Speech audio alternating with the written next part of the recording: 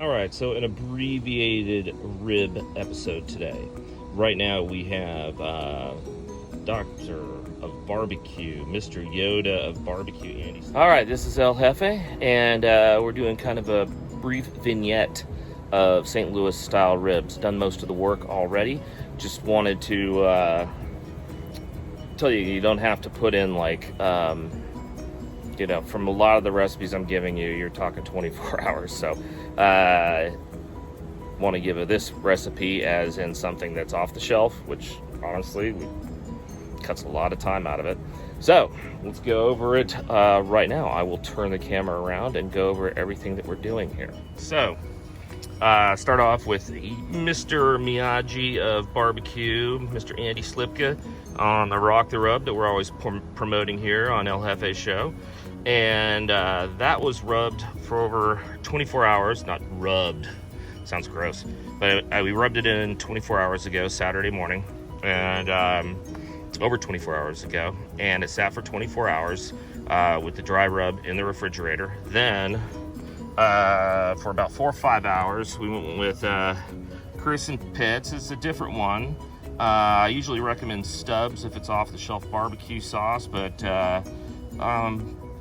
my fiance slash wife slash everything else in my life is very high on this, so let's go with that. Now, what we have done, as you can see, because I got a late start, I've got it at 400. I usually like to cook it slower than that, but in this case, no. And again, as we're talking, well, I might need to because it's already blackening up much before I want it to, is turn it down a little bit.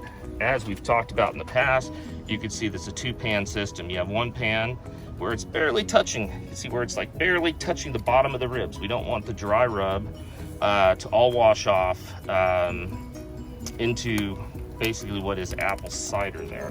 And then you have the second level down there, which is a combination of apple cider and a whole bottle of Martinelli's, which is similar. It's a sparkling apple cider, but apple, again, the flavoring caramelizes the meat faster. We're going with cherry chips today, and we're trying something new, which is barbecue pellets, which is usually for the electrical type of smokers, but they're gonna burn. This gets hotter than any of those things do. So, and it's made out of ground cherry wood, so it should be very good. Now, for the baste, which, sorry, we will be using this nice little mop here. With that baste, I have what's neat, and the baste is vinegar, or not vinegar, apple cider. Well, nothing vinegar, special. Apple cider vinegar, yes dear. A little bit of Chris and Pitts in there, and here's the one thing that I wanted to show. You always want to include the dry rub in the baste, so do that. Put that in there. There you go, Andy. Honestly, Andy, you need to be starting to pay for my golf games because the pub I've been giving you must be showing up at sales someplace. So, I always keep a Tupperware. Tupperware is a barbecue cook's best friend. You use it for about everything.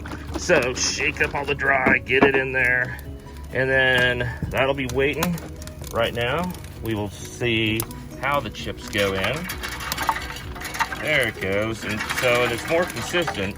Like you see me struggle trying to get wood and down in there in the past. More consistent. Let's shut it. It's blackening up too quick, so let's cut down on that. Ow.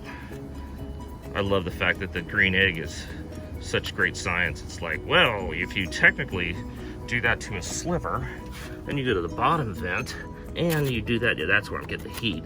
That to a sliver, then, yeah, maybe around 200 to 250 degrees. Who knows, eventually. So, that's it. Enjoying this little bit with a good bottle of Frank Family Chardonnay that was on special at Vaughn's, by the way. And, of course, the nice Ashton cigar. So, more on basting when we're ready to baste. But as you can see, those chips or the pellets are starting to really kick in. So, we're still above 300. We'll see how that goes. Anyways, enough of me. I don't want to make another ribs epic 3-part Lord of the Rings length series on how to cook ribs. So I will be back with basting. All right, so what we're gonna do now in this upcoming, so segment, just basically baste. Nothing too complicated about it. I'll turn the phone around and start with you. All right, so we started with the baste, explained to you how we put it all together.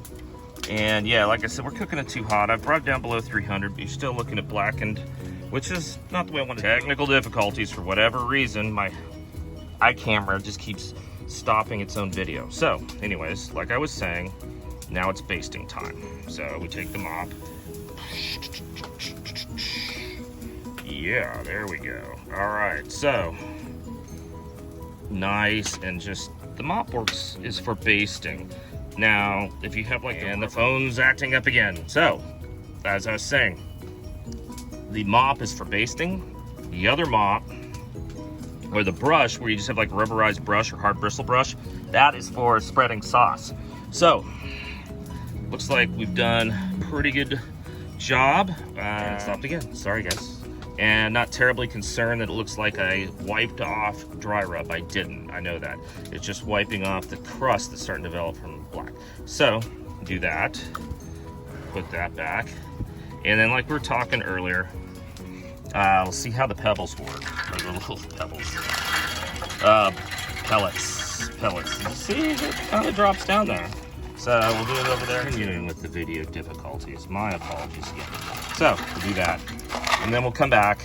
Probably not much more. We're probably gonna throw a little bit of chicken wings in here, but on the other grill, but not much more until we put this out and plate it, and it's going to be really good. I mean, it's not, as I said, I didn't do the dry rub, but Andy doesn't make crap. And plenty of good over-the-counter barbecue sauce. Usually something like this, probably looking for a honey-based one, but sweet. You know, this is gonna be sweet and spicy. So we'll see how it goes. El Jefe out. All right, so getting ready for the family dinner. Just a real quick video. Hold on, Jen, what do you want to say? Well, like, make it at least pretty. I mean, it's like, make it okay, presentable, you're right. Oh, but the pretty thing doesn't matter because we did this real quick on the side, but this quite possibly is the best teriyaki wings I've ever done. God, they're so good. They are awesome. And even Vivian has given me praise on them, so that means a lot.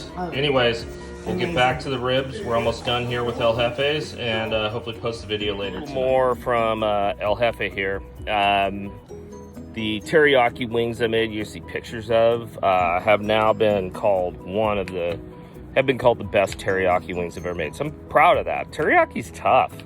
It gets too light, and you have to baste it just right. And here's a key tip from El Jefe. If you're doing teriyaki wings and you're getting some sort of over-the-counter teriyaki sauce, what you want to make sure is that there are sesame seeds within the sauce. And in the case of this, not the spicy teriyaki. I make spicy wings great, but teriyaki is always the thing for people that don't like spicy wings that I've done. And according to Vivian and Jen, they're both the best they've ever had. So that's good news. Now, right now, what we're gonna do, since we've been speed cooking the ribs, and we're almost ready for those, I will show you how we're gonna do this, and hopefully I'll get it right, because usually, you know what, I'll stop the phone and then pick up with something else. Hold on. Back, we open it up, and through basting, you've kept it without the, you have crisp blackened edges, which is fine, but through the basting, you've kept it not getting blackened all the way.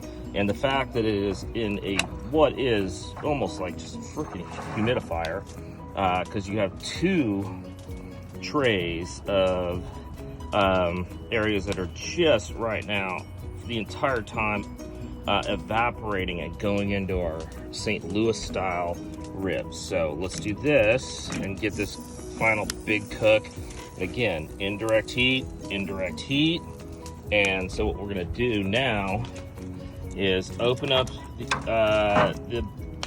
the green egg, and you can see right there the sauce, and then hold on, let's see. And then underneath there is more. So the wings are gonna be moist. So, our ribs, sorry, gonna be moist. So we put those there. And damn it, I'd have to say, those are some awfully damn good looking ribs. Hold on. So El Jefe here, still enjoying this. And the pellet experiment worked well on the wings, we will see if it works well on the rib. So we put the pellets here. Again, what I love about a lot of things don't have to be high tech, they can just be simple. And this grill absolutely just demonstrates that, is that you just flip that and you flip it down. And then I have this like little low tech hanger there. Bang. Okay, so let's keep that open. There you go. Let's open that up. Yeah, actually I think that's fully open. Let's see, did I get it right? So open that up all the way. And outside of this, I might just add plating pictures and not do a video, but thank you for tuning in. I'm hoping this isn't my usual rib. God, the last one, it was 45 minutes, and I'm still apologizing for that. But hopefully all you people that tune into El Jefe will, I don't know, take some of these tips, because they are actually good tips. And Brett, who has started my previous videos, coming over tonight because he loves barbecue. Most people do. And his girlfriend Trish are coming over tonight too, with Vivian, Jen, and I. So I'll have more feedback when I post this, and hopefully everybody loves it. And so don't know if this is the last part of it, but probably get a video of plating it. Thank you for tuning in. I really appreciate it. Last part of El Jefe's, everything's going on. My wonderful soon-to-be wife is So yummy. making beans and then potato salad.